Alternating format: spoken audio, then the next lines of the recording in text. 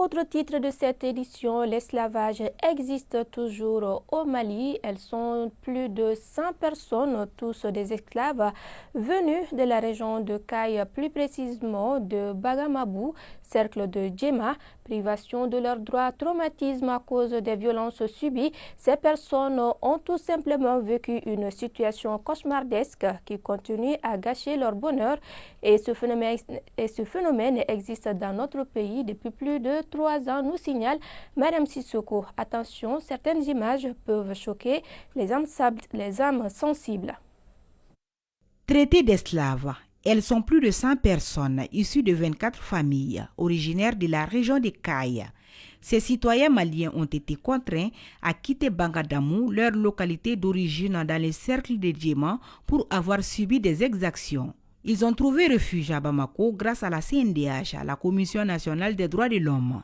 Une situation déplorable qui suscite des appréhensions depuis 3 ans au Mali. Ceux qui sont là actuellement, on a plus de 100 personnes. Et imaginons toutes les portes de l'administration malienne, on a tapé, on n'a pas été entendu. Avant d'arriver là, je remercie beaucoup la CNDH qui est là. La CNDH, l'Organisation des droits de l'homme, qui nous a beaucoup aidés. Il nous a beaucoup soutenus dans notre combat. Ça fait mal, très très mal. 3 ans, les gens souffrent avec ce problème. Tout le monde le sait. Mais pourquoi on ferme les yeux, on ne dit pas la vérité aux gens? Il y a des gens qui sont morts à cause de cet esclavage. Comme ils ont dit, les chefs des villages, ils disent devant le procureur, chez nous, il n'y a pas de l'esclavage. Au bout de faux, procureur, il y en a.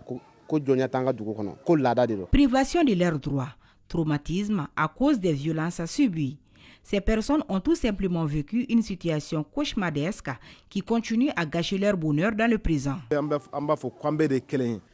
Tout ce que nous voulons, c'est notre liberté totale.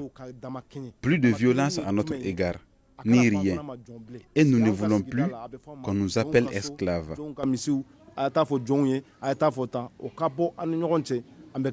Comme le stipule la Constitution, tous les citoyens naissent libres et égaux. Réclamant donc cette liberté dont ils jouissaient. Ces déplacés ne demandent que l'implication effective des autorités compétentes pour que justice soit rendue. Ce que nous, on demande à l'État malien, il faut qu'il trouve des solutions à cette situation. J'ai dit le Mali, ça va devenir comme au Rwanda, ça va devenir les guerres civiles, ça va devenir le génocide. Donc ce pays, est-ce que ça va devenir comment? Alors qu'on avait dit le Mali, c'est un pays des musulmans. Quand tu sois un Malien quelque part, tu dis on est tous des mêmes pères, on est tous des mêmes pères. Alors que dans nos propres pays, il y a certains qui souffrent à cause de l'esclavage. Ces autres déplacés viennent augmenter ceux déjà existants à Bamako.